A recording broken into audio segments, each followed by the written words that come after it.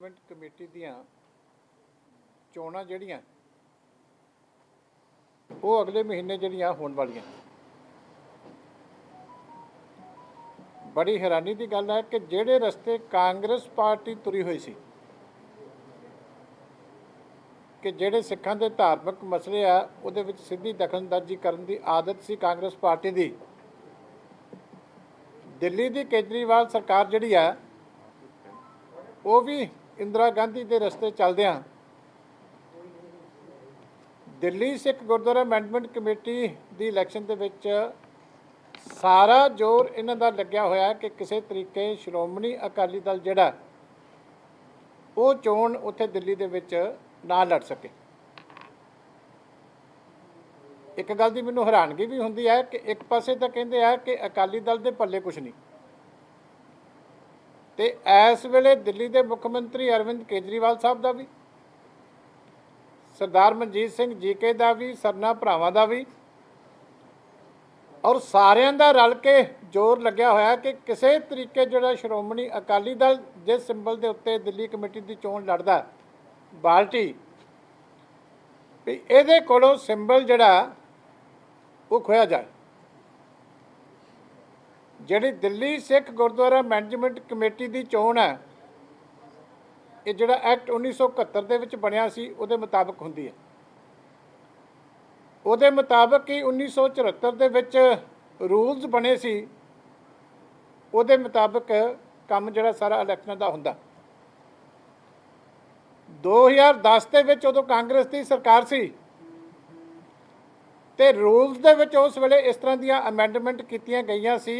उदों भी इक्को एक मंशा सी कि श्रोमणी अकाली दल नूं दिल्ली गुरुद्वारा सिख मैनेजमेंट कमेटी की सेवा तो किसी तरीके रोकया जाए। उदों कुछ इहो जिहियां तब्दीलियां कर दित्तियां सी जिहड़ियां एज पर एक्ट जो एक्ट दे विच जो उहदी स्पिरिट सी उहदे खिलाफ सी। इस करके 2012 दे विच भी 2017 दे विच भी वो रूल जिहड़े आ वो लागू नहीं होए। पर हुण हैरानी है कि देखो डेस्परेशन किस लैवल ते है केजरीवाल की सरकार दी कि जिहड़े दिल्ली सरकार के मंत्री ने Rajinderpal Gautam ji social welfare WCD SC ST cooperative के जिहड़े मिनिस्टर है ये उन्होंने लैटर कल्ली आप अपने पैड के उत्ते कढ़ी है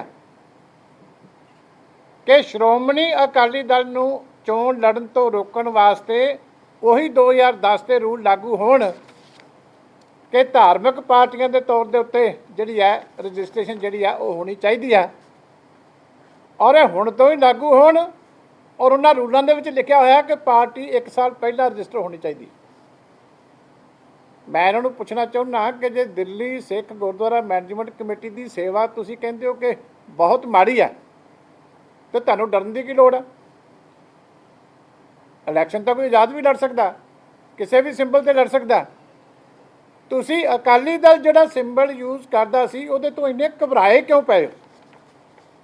की तुहानूं लगदा कि दिल्ली सिख गुरुद्वारा मैनेजमेंट कमेटी के प्रधान सरसा साहब ने और उन्हां दी टीम ने साडे दिल्ली के प्रधान कालका जी ने और बाकी मैंबर साहबानां ने जिहड़ी दिल्ली दे विच लंगरां दी सेवा कीती है उहदे तो संगत खुश है कि जिहड़ा हस्पताल उन्होंने एडा वड्डा डायलिसिस सेंटर चालू किया ये तो फिर मिलना पऊगा कि दिल्ली की संगत जिहड़ी है उस पक्ष के हक दे विच जिहड़ी करोना दे विच एडी वड्डी सेवा दिल्ली कमेटी ने की है वो भी संगत ने प्रवान की है।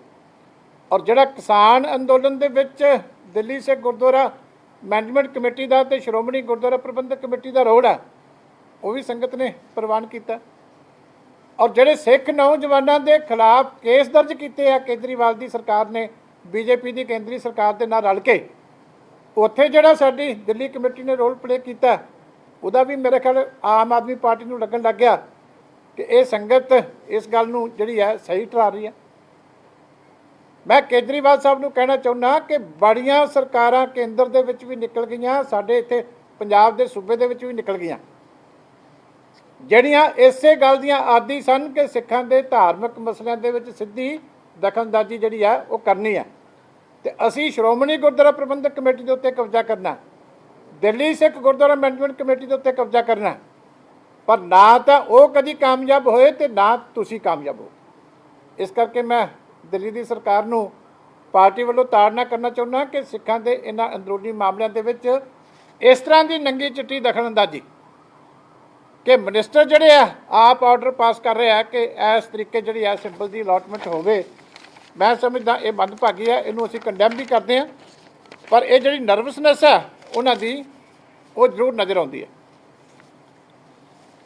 ਦੂਜੀ ਗੱਲ ਹੈ ਕਿ ਦੇਸ਼ ਦੇ ਵਿੱਚ ਇੱਕ ਬੜਾ ਟ੍ਰੈਂਡ ਚੱਲ ਪਿਆ। ਪਿੱਛੇ ਮਹਾਰਾਸ਼ਟਰ ਦੇ ਵਿੱਚ ਵੀ TRP ਦਾ ਸਕੈਂਡਲ ਹੋਇਆ ਕਿ ਕੁਛ ਚੈਨਲ ਜਿਹੜੇ ਸੀ ਉਹ ਇਸ ਤਰੀਕੇ ਜਿਹੜੇ ਕੰਮ ਕਰਨ ਲੱਗੇ ਸੀ ਕਿ ਮੈਨੇਜ ਕਰਨ ਲੱਗੇ ਸੀ ਚੀਜ਼ਾਂ ਨੂੰ ਕਿ ਇਹ ਲੱਗੇ ਕਿ ਇਹ ਚੈਨਲ ਜਿਹੜਾ ਜ਼ਿਆਦਾ ਲੋਕਪ੍ਰਿਆ।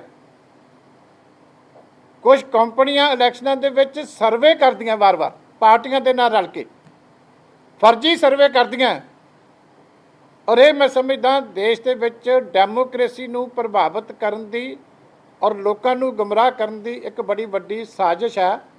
ਇਹ ਟ੍ਰੈਂਡ ਡੇ ਬਾਈ ਡੇ ਲਗਾਤਾਰ ਚੱਲਦਾ ਜਾ ਰਿਹਾ। ਜਦੋਂ ਆਮ ਆਦਮੀ ਪਾਰਟੀ ਨਾਲ ਆਈ ਸੀ ਤੇ ਉਦੋਂ ਇਹਨਾਂ ਨੇ ਇੱਕ ਸਰਵੇ ਕੀਤਾ ਸੀ, ਆ ਸੀ ਵੋਟਰ ਦਾ ਸਰਵੇ ਹੈ। ਮੈਂ ਤੁਹਾਡੀ ਯਾਦ ਦੇ ਵਾਸਤੇ ਦਿਖਾਉਣਾ ਚਾਹੁੰਦਾ, ਆ ਅਸੀਂ ਸਕਰੀਨ ਦੇ ਉੱਤੇ ਵੀ ਲਾ ਦਿੱਤਾ। ਇਹ ਸੀ ਵੋਟਰ ਨੇ ਸਰਵੇ ਕੀਤਾ ਸੀ ਕਿ ਝਾੜੂ ਵਾਲਿਆਂ ਨੂੰ 100 ਸੀਟਾਂ ਮਿਲਣਗੀਆਂ ਔਰ ਕਾਂਗਰਸ ਨੂੰ 10 ਤੇ ਅਕਾਲੀ ਦਲ ਨੂੰ 7। ਇਹ ਇਸੇ ਦੇ ਇਸ਼ਤਿਹਾਰ ਬਣੇ, ਕੇਜਰੀਵਾਲ ਦੀ ਫੋਟੋ ਲੱਗੀ, ਝਾੜੂ ਦਾ ਬਾਅਦ 'ਚ ਚੋਣ ਨਿਸ਼ਾਨ ਲੱਗਿਆ ਤੇ ਇਹਦਾ ਰਾਜਨੀਤਿਕ ਦੁਰਉਪਯੋਗ ਜਿਹੜਾ ਉਹ ਪੰਜਾਬ ਦੇ ਵਿੱਚ ਸਾਰੇ ਲੋਕਾਂ ਨੂੰ ਗੁੰਮਰਾਹ ਕਰਨ ਵਾਸਤੇ ਕੇਜਰੀਵਾਲ ਨੇ, ਉਹਦੀ ਪਾਰਟੀ ਨੇ ਸ਼ਰੇਆਮ ਕੀਤਾ।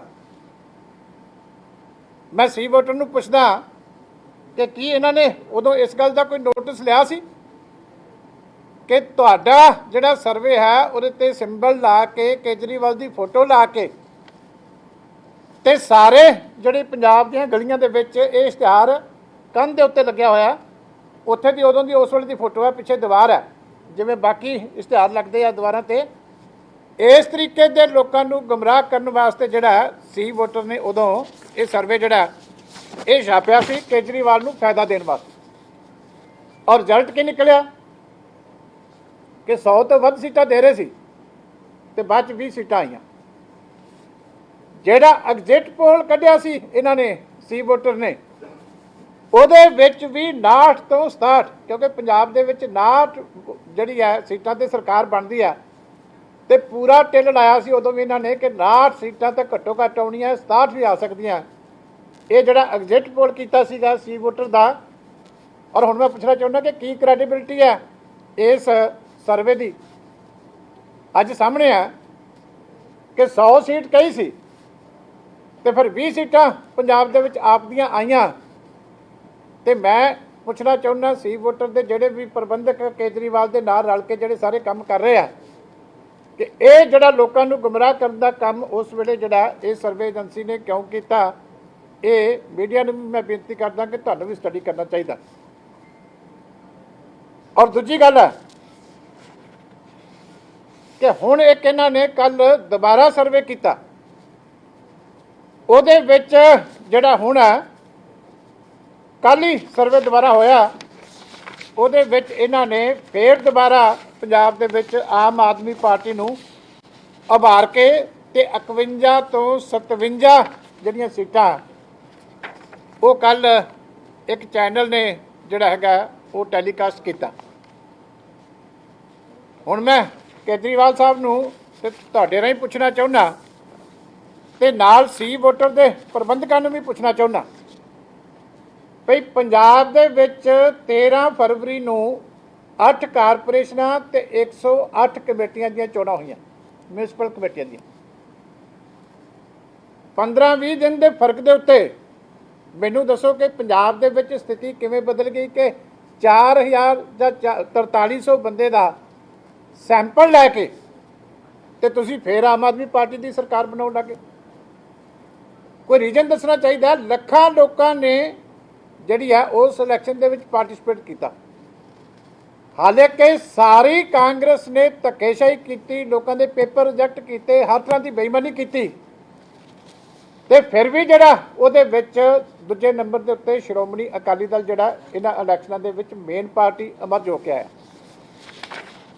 ਔਰ ਜਿਹੜੀ 8 ਕਾਰਪੋਰੇਸ਼ਨਾਂ ਦੀ ਚੋਣ ਹੋਈ ਉਹਦੇ ਵਿੱਚ 5 ਕਾਰਪੋਰੇਸ਼ਨਾਂ ਦੇ ਵਿੱਚ ਇੱਕ ਵੀ ਸੀਟ ਜਿਹੜੀ ਆ ਉਹ ਆਮ ਆਦਮੀ ਪਾਰਟੀ ਨੂੰ ਨਹੀਂ ਆਈ। ਚੌਥੇ ਨੰਬਰ ਤੇ 8 ਕਾਰਪੋਰੇਸ਼ਨਾਂ ਦੇ ਵਿੱਚ ਆਮ ਆਦਮੀ ਪਾਰਟੀ ਚੌਥੇ ਨੰਬਰ ਤੇ ਆ। ਨਾ ਇਹਨਾਂ ਨੂੰ ਅਬੋਹਰ ਦੇ ਵਿੱਚ ਸੀਟ ਆਈ, ਨਾ ਬਠਿੰਡਾ ਦੇ ਵਿੱਚ, ਨਾ ਕਪੂਰਥਲਾ ਦੇ ਵਿੱਚ, ਨਾ ਪਠਾਨਕੋਟ ਦੇ ਵਿੱਚ, ਨਾ ਮੋਹਾਲੀ ਦੇ ਵਿੱਚ ਇੱਕ ਸੀਟ ਵੀ ਨਹੀਂ ਆਈ ਆਮ ਆਦਮੀ ਪਾਰਟੀ ਨੂੰ। ਤੇ ਟੋਟਲ ਇਹਨੂੰ ਸਾਰੇ ਪੰਜਾਬ ਦੇ ਵਿੱਚੋਂ 9 ਸੀਟਾਂ ਆਈਆਂ। ਤੇ ਮੈਂ ਜਿਹੜੇ ਸ਼੍ਰੀਮਾਨ ਜੀ ਸਰਵੇ ਕਰ ਰਹੇ ਆ ਆਮ ਆਦਮੀ ਪਾਰਟੀ ਨਾਲ ਰਲ ਕੇ, ਇਹ ਮੈਂ ਕਹਿੰਦਾ ਸਰਵੇ ਨਹੀਂ, ਇਹ ਕ੍ਰਿਮੀਨਲ ਕੌਨਸਪੀਰੇਸੀ ਹੈ ਜਿਹੜੀਆਂ ਐਸਟੈਬਲਿਸ਼ਡ ਪਾਰਟੀਆਂ ਉਹਨੂੰ ਡਿਸਟੈਬਲਾਈਜ਼ ਕਰਨ ਦੀ।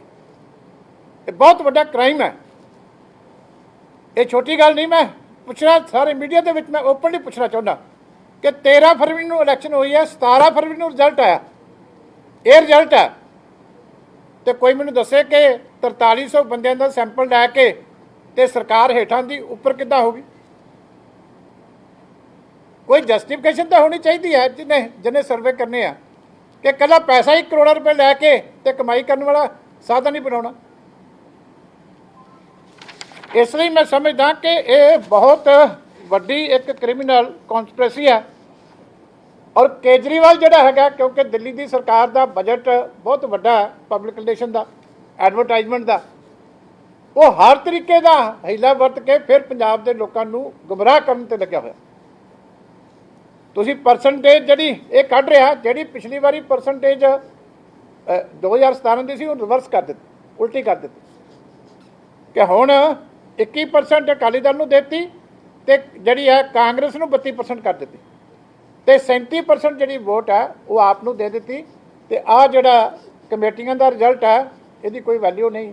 ਉਹਨੇ ਇਹ ਜਿਹੜਾ ਸਰਵੇ ਦੇ ਵਿੱਚ ਇਹ ਸਾਬਤ ਕਰਨ ਦੀ ਕੋਸ਼ਿਸ਼ ਜਿਹੜੀ ਆ ਉਹ ਕੀਤੀ ਆ। ਇਸ ਲਈ ਮੈਂ ਬੇਨਤੀ ਕਰਦਾ ਕਿ ਇਸ ਟ੍ਰੈਂਡ ਨੂੰ ਰੋਕਣ ਦੀ ਬੜੀ ਵੱਡੀ ਲੋੜ ਹੈ।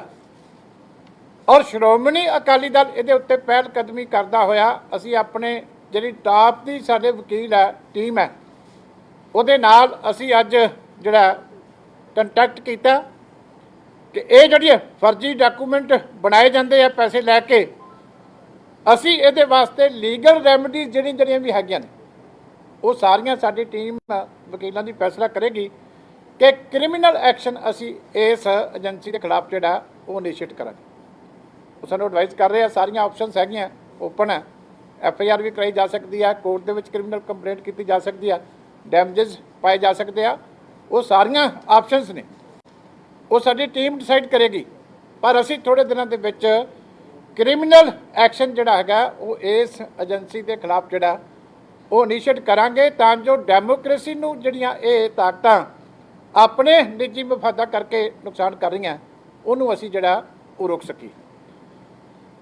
ਦੂਜੀ ਗੱਲ ਹੈ ਕਿ ਕੱਲ੍ਹ ਮੁੱਖ ਮੰਤਰੀ ਸਾਹਿਬ ਨੇ ਕੋਵਿਡ ਰਿਵਿਊ ਕਮੇਟੀ ਦੀ ਮੀਟਿੰਗ ਕੀਤੀ ਸੀ, ਪਰ ਬੜਾ ਅਫਸੋਸ ਹੈ ਅੱਜ ਬੜੀ ਵੱਡੀ ਖਬਰ ਇੱਕ ਅਖਬਾਰ ਦੇ ਵਿੱਚ ਲੱਗੀ ਹੈ ਕਿ 1 ਸਾਲ ਹੋ ਗਿਆ 250 ਵੈਂਟੀਲੇਟਰ ਪੰਜਾਬ ਸਰਕਾਰ ਨੂੰ ਕੇਂਦਰ ਸਰਕਾਰ ਵੱਲੋਂ ਆਇਆ, 250 ਵੈਂਟੀਲੇਟਰ।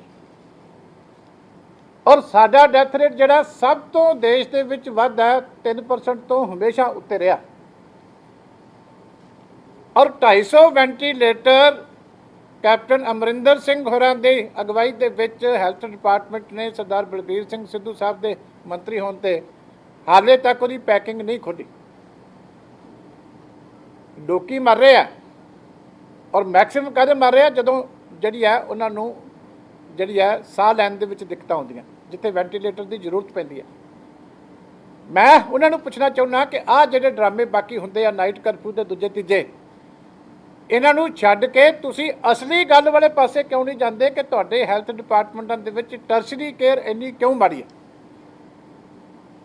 ਔਰ ਦੂਜੀ ਹੈ ਇੱਕ ਹੋਰ ਅਖਬਾਰ ਦੇ ਵਿੱਚ ਲੱਗੀ ਕਿ 69% ਜਿਹੜੇ ਸਟੇਟ ਦੇ ਪ੍ਰਾਈਵੇਟ ਹਸਪੀਟਲ ਆ 69% ਮਤਲਬ 2/3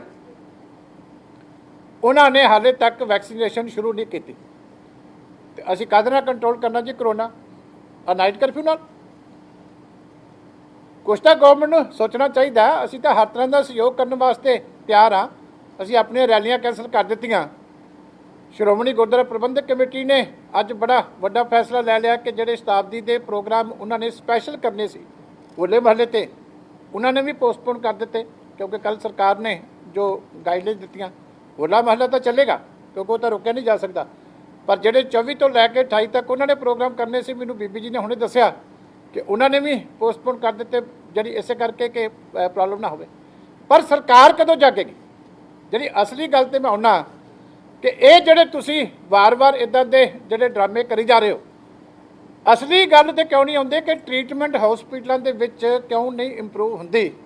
ਇਹ ਮੈਂ ਮੁੱਖ ਮੰਤਰੀ ਸਾਹਿਬ ਨੂੰ ਪੁੱਛਣਾ ਚਾਹੁੰਦਾ। ਔਰ ਇਹ ਜਿਹੜੇ ਸਟੈਪ ਲਏ ਜਾ ਰਹੇ ਆ, ਭਾਵੇਂ ਦੇਸ਼ ਦੀ ਸਰਕਾਰ ਨੇ ਪਿੱਛੇ ਲਾਕਡਾਊਨ ਕੀਤਾ, ਵਾਰ-ਵਾਰ ਕਰਫਿਊ ਲਾਏ, ਭਾਵੇਂ ਸੂਬੇ ਦੀਆਂ ਸਰਕਾਰਾਂ ਨੇ। ਅੱਜ ਨੈਸ਼ਨਲ ਪੇਪਰ ਹੈ ਹਿੰਦੂ, ਉਹਦੀ ਬੜੀ ਅਲਾਰਮਿੰਗ ਰਿਪੋਰਟ ਹੈ ਕਿ ਕੋਵਿਡ ਦੇ ਕਰਕੇ ਦੇਸ਼ ਦੇ ਵਿੱਚ ਗਰੀਬੀ ਦੀ ਗਿਣਤੀ ਜਿਹੜੀ ਹੈ ਗਰੀਬਾਂ ਦੀ ਉਹ ਡਬਲ ਹੋ ਗਈ। ਬਹੁਤ ਹੈਰਾਨੀ ਵਾਲੀ ਗੱਲ ਹੈ ਕਿ ਜਿਹੜੇ ਲੋਕਾਂ ਦੀ ਆਮਦਨ 150 ਰੁਪਇਆ ਹਰ ਰੋਜ਼ ਤੋਂ ਘੱਟ ਸੀ, ਉਹਨਾਂ ਦੀ ਗਿਣਤੀ 6 ਕਰੋੜ ਤੋਂ ਵੱਧ ਕੇ 13.4 ਕਰੋੜ ਹੋ ਗਈ। 7.5 ਕਰੋੜ ਗਰੀਬ ਲੋਕਾਂ ਦੀ ਗਿਣਤੀ 'ਚ ਵਾਧਾ ਹੋ ਗਿਆ, ਜਿਨ੍ਹਾਂ ਦੀ ਆਮਦਨ ਇਹ ਕਾਹਦੇ ਕਰਕੇ? ਕਿਉਂਕਿ ਜਿਹੜੇ ਰੁਜ਼ਗਾਰ ਲੋਕਾਂ ਦੇ ਹਰ ਤਰ੍ਹਾਂ ਦੇ ਮਾਰੇ ਜਾਂਦੇ ਆ ਜਦੋਂ ਸਰਕਾਰਾਂ ਅੰਨ੍ਹੇਵਾਹ ਫੈਸਲੇ ਲੈਂਦੀਆਂ, ਤੇ ਜਿਹੜੇ ਉਹਦੇ ਕਰਕੇ ਗਰੀਬ ਦੇ ਤੁਸੀਂ ਘਰ ਦੇ ਵਿੱਚ ਕੀ ਭੇਜ ਰਹੇ ਹੋ, ਇਹ ਤਾਂ ਕੋਈ ਸਰਕਾਰ ਨਹੀਂ ਸੋਚਦੀ ਕਿ ਜਿਹੜਾ ਦਿਹਾੜੀਦਾਰ ਬੰਦਾ ਉਹ ਕਿੱਥੇ ਜਾਊਗਾ। ਤੁਸੀਂ ਤਾਂ ਬੰਦ ਕਰਨ ਵੇਲੇ ਇੱਥੇ ਹੁਕਮ ਚਾੜ ਦਿੰਦੇ ਹੋ, ਪਰ ਜਿਹਨੇ ਰੋਟੀ ਖਾਣੀ ਹੈ ਉਹ ਕਿੱਥੋਂ ਖਾਏਗਾ? ਇਹ ਉਹਦਾ ਸਬੂਤ ਹੈ ਜਿਹੜੀ ਐਡੀ ਵੱਡੀ ਇਹ ਸਟੱਡੀ ਹੈਗੀ ਹੈ, pure research study, national level ਦੀ ਸਟੱਡੀ ਹੈ, ਇੰਡੀਪੈਂਡੈਂਟ ਏਜੰਸੀਆਂ ਦੀ ਸਟੱਡੀ ਹੈ ਕਿ ਇੰਨੀ ਵੱਡੀ ਗਿਣਤੀ 'ਚ ਵਾਧਾ ਹੋਇਆ। ਮੈਂ ਮੁੱਖ ਮੰਤਰੀ ਸਾਹਿਬ ਨੂੰ ਇਹ ਵੀ ਪੁੱਛਣਾ ਚਾਹੁੰਦਾ ਕਿ ਇਹਨਾਂ ਲੋਕਾਂ ਦੇ ਵਾਸਤੇ ਨਾਲ ਕੀ ਪ੍ਰਬੰਧ ਆ, ਕਿਉਂਕਿ ਇਹਦੇ 'ਚ ਪੰਜਾਬ ਦੇ ਵੀ ਬੜੀ ਵੱਡੀ ਗਿਣਤੀ 'ਚ ਹੋਣਗੇ। ਇਸ ਕਰਕੇ ਇਹਨਾਂ ਦੇ ਰੋਟੀ ਰੋਜੀ ਦਾ ਕੀ ਪ੍ਰਬੰਧ ਹੈ, ਉਹਦੇ ਵਾਸਤੇ ਵੀ ਜਿਹੜੀ ਹੈ ਉਹ ਸਰਕਾਰ ਨੂੰ ਸੋਚਣਾ ਚਾਹੀਦਾ। ਜਿਹੜੇ ਮੱਧ ਵਰਗੀ ਪਰਿਵਾਰ ਹੈ ਉਹਨਾਂ ਦੀ ਆਮਦਨ 30% ਤੱਕ ਜਿਹੜੀ ਹੈ ਉਹ ਸ਼ਰਿੰਕ ਕਰ ਗਈ, ਤੇ ਗਰੀਬਾਂ ਦਾ ਦੇਸ਼ ਦੇ ਵਿੱਚ ਇਹ ਹਾਲ ਹੈ।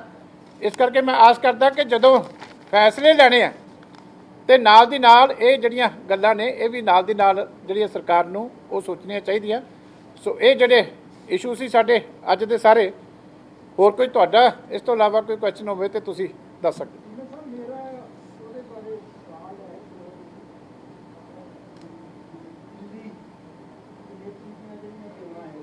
ਹਾਂਜੀ ਹਾਂਜੀ 1977 ਦੇ ਐਕਟ ਦੇ ਮੁਤਾਬਕ ਕੀ ਹੋ ਰਹੀਆਂ ਕਿ ਪੁਆਇੰਟ ਦਾ ਰੈਜਿਸਟ੍ਰੇਸ਼ਨ ਦਾ ਉਹ ਵੀ ਹੈ ਕਿ ਸੈਕੂਲਰ ਪਾਰਟੀ ਹੀ ਲੜ ਸਕਦੀ ਹੈ, ਧਾਰਮਿਕ ਪਾਰਟੀ ਹੀ ਲੜ ਸਕਦੀ ਹੈ, ਕਿਉਂਕਿ ਤੁਸੀਂ ਸੰਵਿਧਾਨ ਦੇ ਵਿੱਚ ਚੇਂਜ ਕਰ ਰਹੇ ਸੀ।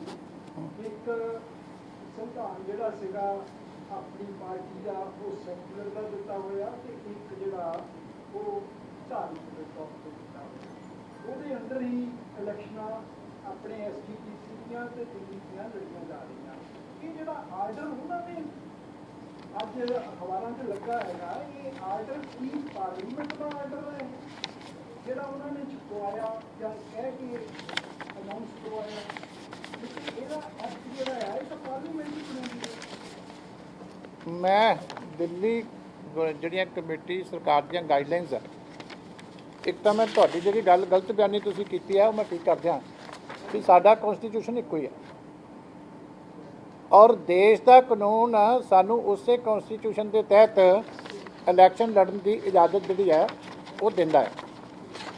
ਤੁਹਾਨੂੰ ਯਾਦ ਹੋਣਾ ਜਦੋਂ ਅਸੀਂ ਸ਼੍ਰੋਮਣੀ ਗੁਰਦੁਆਰਾ ਪ੍ਰਬੰਧਕ ਕਮੇਟੀ ਦੀਆਂ ਚੋਣਾਂ ਲੜੀਆਂ ਸੀ ਤੇ ਸਰਦਾਰ ਬਲਵੰਤ ਸਿੰਘ ਖੇੜਾ ਸਾਹਿਬ ਨੇ ਇਲੈਕਸ਼ਨ ਕਮਿਸ਼ਨ ਨੂੰ ਪਾਈ ਸੀ। ਇਹ ਇਲੈਕਸ਼ਨ ਕਮਿਸ਼ਨ ਆਫ ਇੰਡੀਆ ਨੇ ਰੱਦ ਕੀਤੀ ਸੀ ਕਿ ਇਹਦੇ 'ਚ ਕੋਈ ਨਹੀਂ ਹੈ, ਉਹ ਇਲੈਕਸ਼ਨ ਲੜ ਸਕਦੇ। ਪਰ ਤੁਹਾਡੀ ਗੱਲ ਗਲਤ ਹੋ ਗਈ ਨਾ, ਸੰਵਿਧਾਨ ਚੇਂਜ ਕਰਨ ਦੀ ਤਾਂ ਲੋੜ ਪਵੇ ਕਿ ਕੋਈ ਕਮਿਸ਼ਨ ਨੇ ਕਿਹਾ ਹੋਵੇ ਤਾਂ। ਨਹੀਂ ਤੁਸੀਂ ਸਵਾਲ ਠੀਕ ਕੀਤਾ, ਮਤਲਬ ਤੁਸੀਂ ਬਲਵੰਤ ਸਿੰਘ ਖੇੜੇ ਵਾਲੀ ਭਾਸ਼ਾ ਬੋਲ ਕੇ ਨਹੀਂ ਸੀ ਬੋਲਣੀ ਚਾਹੀਦੀ, ਕਿਉਂਕਿ ਇਲੈਕਸ਼ਨ ਕਮਿਸ਼ਨ ਦਾ ਆਰਡਰ ਹੈ ਮੇਰੇ ਹੱਥ 'ਚ। ਕਿਉਂਕਿ ਜਿਹੜੀ ਹੈਗੀ ਆ, ਮੈਂ ਸੁਣ ਲਓ, ਹੁਣ ਮੈਂ ਤੁਹਾਨੂੰ ਜਵਾਬ ਸਾਰਾ ਦੇ ਦੇਣਾ।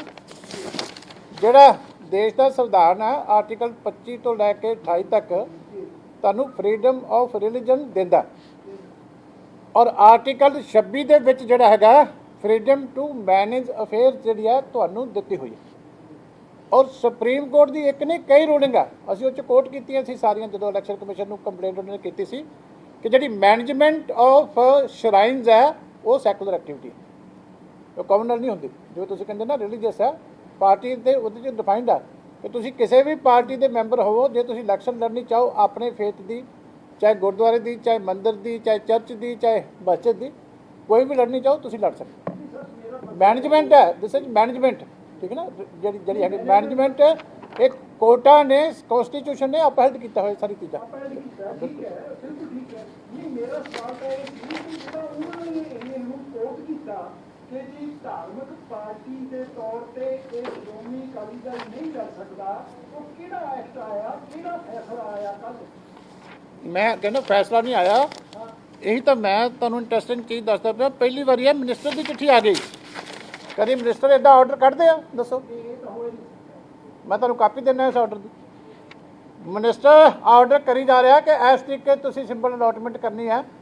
2010 'ਚ ਜਿਹੜੇ ਉਸ ਵੇਲੇ ਦੀ ਕਾਂਗਰਸ ਸਰਕਾਰ ਨੇ ਰੂਲਸ ਅਮੈਂਡ ਕੀਤੇ ਸੀ against the spirit of the bare act. ਇਹ ਐਕਟ ਮੇਰੇ ਕੋਲ ਹੈ, ਜਿਹੜਾ ਦਿੱਲੀ ਕਮੇਟੀ ਦਾ, ਇਹ ਰੂਲਸ ਦੀ ਕਾਪੀ ਵੀ ਮੇਰੇ ਕੋਲ ਹੈ। ਇਹ ਐਕਟ ਦੇ ਵਿੱਚ ਕਿਤੇ ਵੀ ਰਿਲੀਜੀਅਸ ਪਾਰਟੀ ਦਾ ਜ਼ਿਕਰ ਨਹੀਂ ਹੈ। ਇਹ ਪੂਰਾ ਐਕਟ ਹੈ ਜਿਹੜਾ 1971 ਦਾ ਬਣਿਆ ਹੋਇਆ, ਇਹ ਐਕਟ ਹੈ, ਇਹਦੇ ਵਿੱਚ ਕਿਤੇ ਵੀ ਨਹੀਂ ਹੈ। ਇਹ ਰੂਲਸ ਹੀ ਉਦੋਂ ਜਿਹੜੇ ਹੈ ਸ਼੍ਰੋਮਣੀ ਅਕਾਲੀ ਦਲ ਦੇ ਖਿਲਾਫ ਬਣਾਏ ਗਏ ਸੀ, ਤੇ ਹੁਣ ਲਾਗੂ ਕਿਉਂ ਨਹੀਂ ਹੋਏ? 2012 'ਚ ਨਹੀਂ ਹੋਏ, 17 'ਚ ਨਹੀਂ ਹੋਏ, ਕਿਉਂਕਿ ਪਤਾ ਲੱਗਿਆ ਸੀ ਵੀ ਗਲਤ ਹੈ, ਇਹਨਾਂ ਨੇ ਆਪ ਹੀ ਰੋਕ ਲਿਆ। ਕਿਉਂਕਿ ਜਿਹੜੀ ਚੀਜ਼ ਐਕਟ ਦੇ ਵਿੱਚ ਨਹੀਂ ਹੈ ਉਹਨੂੰ ਰੂਲ 'ਚ ਕਿੱਦਾਂ ਲਾਓਗੇ? ਤੇ ਹੁਣ ਕੀ ਕੀਤਾ ਵੀ ਮੰਤਰੀ ਜੀ ਨੇ ਜਿਹੜੀ ਹੈਗੀ ਆ, ਮੰਤਰੀ ਜੀ ਦਾ ਨਾਮ ਹੈ ਜੀ ਰਜਿੰਦਰਾ ਪਾਲ ਗੌਤਮ। ਹਾਂ ਦੇਣੇ ਤੁਹਾਨੂੰ ਕਾਪੀ ਦੇਣੀ, ਕਾਪੀ ਦੇਣੀ। ਨਹੀਂ, ਆਪਣੇ ਲੈਵਲ ਤੇ ਕਿੱਦਾਂ ਕਰ ਦਿੱਤਾ ਕਿ ਜਦੋਂ ਪਾਰਲੀਮੈਂਟ ਮਹਾਰਾਜ ਆਪਣੇ ਲੈਵਲ ਤੇ ਨਹੀਂ, ਸਾਰਾ ਮਨਜੀਤ ਸਿੰਘ ਜੀਕੇ ਦਾ, ਸਰਨਾ ਸਾਹਿਬ ਦਾ, ਆਮ ਆਦਮੀ ਪਾਰਟੀ ਦੇ ਲੀਡਰਾਂ ਦਾ, ਸਾਰਿਆਂ ਦਾ ਜ਼ੋਰ ਲੱਗਿਆ ਹੋਇਆ ਵੀ ਅਕਾਲੀ ਦਲ ਫਿਰ ਜਿੱਤ ਜਾਏਗਾ ਚੋਣ। ਇਸ ਕਰਕੇ ਸਿਆਪੇ ਇੰਨੇ ਹੁੰਦੇ ਆ। ਉੱਦਾਂ ਕਹਿੰਦੇ ਅਕਾਲੀ ਦਲ ਦੇ ਪੱਲੇ ਕੱਖ ਨਹੀਂ, ਇੱਥੇ ਸਾਡੇ ਵਾਲੇ ਵੀ ਕਹੀ ਜਾਂਦੇ, ਕਈ ਆਲੇ ਦੁਆਲੇ ਵਾਲੇ। ਪਰ ਜੇ ਨਹੀਂ ਤਾਂ ਇਲੈਕਸ਼ਨ ਤੋਂ ਕਿਉਂ ਰੋਕਦੇ ਸ਼੍ਰੋਮਣੀ ਅਕਾਲੀ ਦਲ ਨੂੰ? ਮੈਨੂੰ ਤਾਂ ਇਹ ਦੱਸੋ, ਡਰ ਕਾਹਦੀ ਗੱਲ ਦਾ? ਫਿਰ ਜੇ ਨਹੀਂ ਹੈਗਾ ਤਾਂ ਫਿਰ ਉਹਨਾਂ ਨੂੰ ਤਾਂ ਕਹੋ ਵੀ ਜਿਹੜੇ ਮਰਜ਼ੀ ਸਿੰਬਲ ਤੇ ਲੜ ਲੈਣ, ਇਹਨਾਂ ਨੇ ਹਾਰਨਾ ਹੀ ਹਾਰਨਾ। ਫਿਰ ਤਾਂ ਸਗੋਂ ਸਾਨੂੰ ਆਪਣੇ ਸਿੰਬਲ ਤੇ ਲੜਨ ਦੇਣ, ਪਤਾ ਲੱਗੇ ਜਿਹੜੇ ਸਾਡੇ ਖਿਲਾਫ ਨੇ ਸਾਡੇ ਖਿਲਾਫ ਵੋਟ ਪਾਉਣ, ਕਿਤੇ ਭੁਲੇਖੇ ਨਾਲ ਸਾਨੂੰ ਕੋਈ ਵੋਟ ਪਾ ਦੇਵੇ। ਫਿਰ ਕਿਉਂ ਇਸ ਤਰ੍ਹਾਂ ਦੇ ਕੰਮ ਕਰਦੇ? ਫਿਰ ਤਾਂ ਉਹਨਾਂ ਨੂੰ ਸੂਟ ਕਰਦਾ ਵੀ ਸਗੋਂ ਇਹਨਾਂ ਨੂੰ ਇਹਨਾਂ ਦੇ ਸਿੰਬਲ ਤੇ ਲੜਨ ਦਿਓ, ਤਾਂ ਜੋ ਲੋਕਾਂ ਨੂੰ ਕਲੀਅਰ ਰਵੇ ਵੀ ਇਹ ਸ਼੍ਰੋਮਣੀ ਅਕਾਲੀ ਦਲ ਦੇ ਕੈਂਡੀਡੇਟ ਆ। ਫਿਰ ਇੰਨੇ ਪੰਗੇ ਕਰਨ ਦੀ ਕੀ ਲੋੜ ਆ? ਇਹ ਫੂਲਕਾ ਸਾਹਿਬ ਨੇ ਇਹਨੂੰ ਗੱਲ ਨੂੰ ਘੁਮਾਇਆ ਕਿਸ ਤਰ੍ਹਾਂ ਹੈ? ਫੂਲਕਾ ਸਾਹਿਬ ਵੀ ਨਾਲ ਹੀ ਹੈ ਉੱਥੇ, ਸਾਰਾ ਕੁਛ ਪੁੱਛੋ ਜਾ ਕੇ ਉਹਨਾਂ ਨੂੰ। ਸਾਰੇ ਵਿੱਚੇ ਰਲੇ, ਪੂਰਾ ਜ਼ੋਰ ਲੱਗਿਆ ਪਿਆ। ਤਾਂ ਮੈਂ ਕਿਹਾ ਬੜੀ ਵੱਡੀ ਗਿਣਤੀ ਹੈ ਸਾਰਿਆਂ ਦੀਆਂ ਲੱਤਾਂ ਵੀ ਫਿਰ ਨਾ ਅਕਾਲੀ ਦਲ ਦਿੱਲੀ 'ਚ ਕਮੇਟੀ 'ਚ ਆ ਜਾਵੇ। ਉਹਨੂੰ ਰੋਕਣ ਦੀਆਂ ਕੋਸ਼ਿਸ਼ਾਂ ਆਈਆਂ।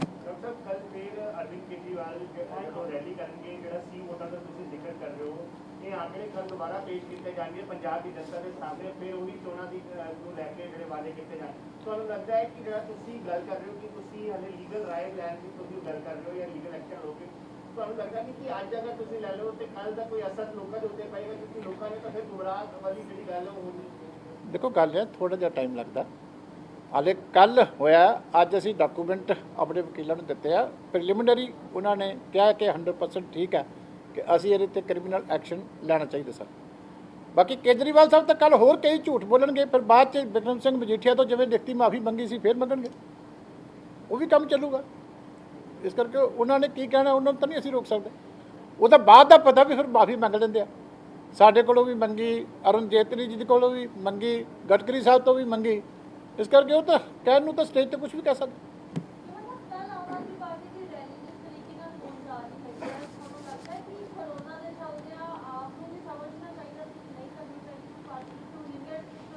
ਦੇਖੋ ਅਸੀਂ ਆਪਣੀਆਂ ਰੈਲੀਆਂ ਕੈਂਸਲ ਕਰ ਦਿੱਤੀਆਂ।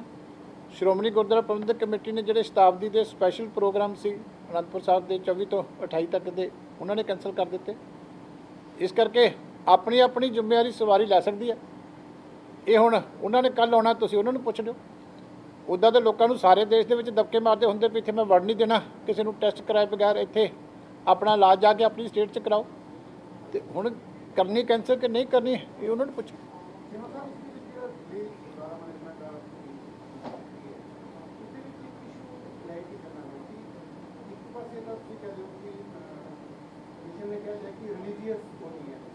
ਕਮਿਸ਼ਨ ਨੇ ਨਹੀਂ ਕਿਹਾ, ਸੁਪਰੀਮ ਕੋਰਟ ਦੀਆਂ ਰੂਲਿੰਗਾਂ ਬਹੁਤ।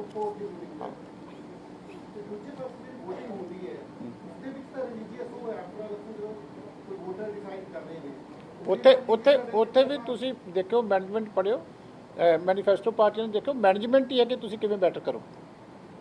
ਕਿ ਜਿਹੜਾ ਤੁਸੀਂ ਸਾਰਾ ਗੁਰਦੁਆਰੇ ਦਾ ਸਿਸਟਮ ਹੈ ਉਹਦੀ ਮੈਨੇਜਮੈਂਟ ਹੋਰ ਕਿਸ ਤਰ੍ਹਾਂ ਬੈਟਰ ਕਰੋ, ਇਹੀ ਪਾਰਟੀਆਂ ਦੀ ਡਿਊਟੀ ਹੁੰਦੀ ਹੈ, ਇਹੀ ਕਰਨੀ। ਧਰਮ ਦਾ ਕੰਮ ਜਿਹੜਾ ਹੈਗਾ ਉਹ ਧਾਰਮਿਕ ਸਾਈਡ 'ਤੇ ਹੁੰਦਾ। ਨਹੀਂ ਤੇ ਜਿਹੜੀ ਮੈਨੇਜਮੈਂਟ ਵਾਸਤੇ ਤਾਂ ਕਰ ਸਕਦੇ ਹੋ ਨਾ, ਇਹੀ ਤਾਂ ਸੁਪਰੀਮ ਕੋਰਟ ਨੇ ਕਹਿਣਾ ਫਰੀडम ਆਫ ਰਿਲੀਜਨ ਹੈ। ਤੁਸੀਂ ਕੋਈ ਵੀ ਕੰਮ ਕਰਦੇ ਹੋ, ਜੇ ਤੁਸੀਂ ਐਕਸਟਰਾ ਟਾਈਮ ਆਪਣੇ ਧਰਮ ਨੂੰ ਦੇਣਾ ਚਾਹੁੰਦੇ ਹੋ ਤੇ ਕਿਸੇ ਦੇ ਉਹਦੇ ਤੇ ਬਾਹਰ ਨਹੀਂ ਹੈ। ਜੇ ਕੋਈ ਨਿਸ਼ਕਾਮ ਸੇਵਾ ਦੇ ਤੌਰ ਤੇ ਸੇਵਾ ਕਰਨੀ ਚਾਹੁੰਦਾ ਨਾਲ ਤਾਂ ਕਰ ਸਕਦਾ। ਇਹੀ ਚੀਜ਼ ਹੈ ਉਹਦੇ 'ਚ। ਇਹ ਅੱਜ ਦੀ ਨਹੀਂ ਹੈ। ਸਾਡੇ ਖਿਲਾਫ ਕਈ ਵਾਰੀ ਕੇਸ ਹੋਏ ਇਹਨਾਂ 'ਤੇ, ਹਰ ਵਾਰੀ ਐਸਜੀਪੀਸੀ ਇਲੈਕਸ਼ਨ ਤੋਂ ਬਾਅਦ ਕੋਈ ਨਾ ਕੋਈ ਚਲਾ ਜਾਂਦਾ। ਤੇ ਮੈਂ ਤਾਂ ਵਿਦ ਡਾਕੂਮੈਂਟਸ ਗੱਲ ਕਰਦਾ, ਮੈਂ ਡਾਕੂਮੈਂਟਸ ਤੋਂ ਬਗੈਰ ਨਹੀਂ ਗੱਲ ਕਰਦਾ। ਇਲੈਕਸ਼ਨ ਕਮਿਸ਼ਨ ਨੇ ਉਦੋਂ ਉਹਦੇ ਵਿੱਚ ਲਿਖਿਆ ਹੈ, the commission does not find ground for action as urged by you in your above referred communication। ਬੜੀ ਵੱਡੀ ਪਟੀਸ਼ਨ ਸੀ ਤੇ ਕਮਿਸ਼ਨ ਨੇ ਰੱਦ ਕਰਤੀ। ਪਣੀ ਉਹ ਠੀਕ ਲੜ ਸਕਦੇ ਆ, ਕਿਉਂਕਿ ਉਹਦੇ ਸਿੰਬਲ ਹੋਰ ਹੁੰਦੇ ਆ। ਗੁਰਦੁਆਰਾ ਇਲੈਕਸ਼ਨ ਦੇ ਸਿੰਬਲ ਹੋਰ ਹੁੰਦੇ ਆ। ਜਿਹੜਾ ਸਾਡਾ ਬਾਕੀ ਇਲੈਕਸ਼ਨ ਆ ਉਹਦਾ ਸਿੰਬਲ ਤੱਕੜੀ ਹੁੰਦਾ, ਤਰਾਜੂ। ਜਿਹੜੇ ਉਹਦੇ ਸਿੰਬਲ ਹੁੰਦੇ ਆ, ਇੱਥੇ ਪੰਜਾਬ ਸਾਡਾ ਟਰੈਕਟਰ ਹੁੰਦਾ, ਉੱਥੇ ਬਾਲਟੀ ਹੁੰਦਾ। ਇਸ ਕਰਕੇ ਉਹਦੇ ਸਿੰਬਲ ਔਰ ਇਹਦੇ ਸਿੰਬਲ, ਜਿਹੜੇ ਇਲੈਕਸ਼ਨ ਕਮਿਸ਼ਨ ਆਫ ਇੰਡੀਆ ਦੇ ਸਿੰਬਲ ਆ ਉਹ ਫਰੀਜ਼ ਹੁੰਦੇ ਆ, ਉਹ ਕਿਸੇ ਵੀ ਧਾਰਮਿਕ ਇਲੈਕਸ਼ਨ 'ਚ ਯੂਜ਼ ਨਹੀਂ ਹੁੰਦੇ। ਇਸ ਕਰਕੇ ਉਹ ਸਿਸਟਮ ਹੀ ਲੱਗਾ। ਪਰ ਇਹਨਾਂ ਨੂੰ ਤਾਂ ਅਸੀਂ ਇਹ ਪੁੱਛਦੇ ਵੀ ਇਹ ਤਾਂ ਕਹਿੰਦੇ ਅਕਾਲੀ ਦਲ ਨੂੰ ਵੋਟ ਪੈਣੀ ਨਹੀਂ, ਤੇ ਇਸ ਕਰਕੇ ਡਰਦੇ ਕਿਉਂ ਗਾ? ਗੱਲ ਤਾਂ ਇਸ਼ੂ ਤਾਂ ਮੇਨ ਇਹ ਹੈ ਕਿ ਲੋਕਾਂ ਦੀ ਕਹਿਣੀ ਤੇ ਕਥਨੀ 'ਚ ਫਰਕ ਕਿੰਨਾ। ਸਾਰਿਆਂ ਦਾ ਜ਼ੋਰ ਲੱਗਿਆ ਹੋਇਆ ਕਿ ਅਕਾਲੀ ਦਲ ਨੂੰ ਕਿਸੇ ਤਰੀਕੇ ਬਾਹਰ ਕੱਢਿਆ ਜਾਵੇ। ਪਰ ਅਕਾਲੀ ਦਲ ਦੇ ਖਿਲਾਫ ਲੜੋ ਨਾ, ਇੱਥੇ ਕਿਹਨੇ ਇਲੈਕਸ਼ਨ ਲੜੋ, ਸੰਗਤ 'ਚ ਹੱਥ ਜੋੜ ਕੇ ਜਾਓ, ਜਿਹਨੂੰ ਸੰਗਤ ਸੇਵਾ ਦੇਵੇ, ਠੀਕ ਹੈ। 46 ਹੈ ਇਲੈਕਟਡ ਸੀਟ, 46 ਇਲੈਕਟਡ। ਬਾਕੀ ਕੋਆਪਸ਼ਨ ਵਾਲੀਆਂ ਦੂਜੀਆਂ ਉਹ ਬਾਅਦ 'ਚ ਹੁੰਦੀਆਂ। ਇੱਥੇ 170 ਇਲੈਕਸ਼ਨ ਵਾਲੀਆਂ, 15 ਕੋਆਪਸ਼ਨ ਦੀਆਂ।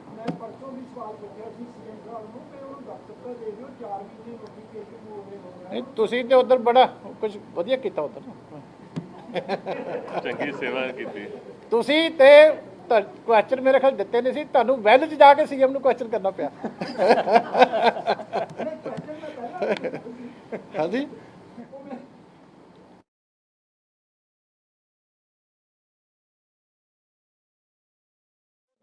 ਜਦੋਂ ਤੁਸੀਂ ਬੋਲ ਰਹੇ ਸੀ ਅਸੀਂ ਤੁਹਾਡੀ ਸ਼ਕਲ ਦੇਖਣੀ ਚਾਹੁੰਦੇ ਸੀ, ਦਰਸ਼ਨ ਕਰਨੀ ਚਾਹੁੰਦੇ ਸੀ। ਉਹ ਮੁੱਖ ਮੰਤਰੀ ਸਾਹਿਬ ਨੂੰ ਦਿਖਾਈ ਗਏ, ਤੁਹਾਡੀ ਆਵਾਜ਼ ਜਾਂਦੀ ਰਹੀ, ਪਰ ਤੁਹਾਨੂੰ ਦਿਖਾਇਆ ਨਹੀਂ ਉਹਨਾਂ ਨੇ।